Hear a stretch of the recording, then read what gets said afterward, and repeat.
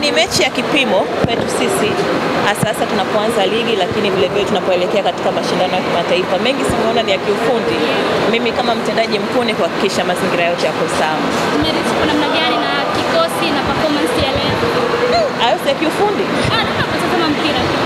Mimi najua matarajio ya wanasimba ni makubwa zaidi. Mchezo wa kwanza unatupa fursa ya kujua ni maeneo gani sisi kama timu tunaweza kuboresha kikosi chetu, lakini vile vile kufanya vizuri zaidi tunapoelekea katika michezo mingine ya ligi. Kwenye eneo la kiutendaji, mnaelekea kwenye mchezo wa kimataifa dhidi ya Gaborone United. Mchezo wa marudiano hapa nyumbani. Maandalizi yakoje, lakini pia userious wa mchezo huu kwa sababu mna advantage ya goli moja la ugenini. Maandalizi ya kiutendaji yanaendelea vizuri na tunaipokea timu ya Gaborone. Wanafika leo hapa Dar es Salaam usiku.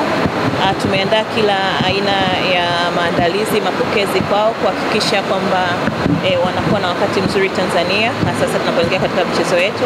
Lakini vile vile katika maeneo ya kiufundi wote mmeona tunaye caretaker kutoka timu ya taifa ambaye naye anaendelea kufanya kazi yake vizuri pasavyo. Asanteni. Sasa mashabiki, lakini kwenye mchezo kocha mchakato unafikia wapi kumpata kocha? Uko vizuri, uko tayari, tutawaambia. Kocha, lakini CV ni nyingi huko maana.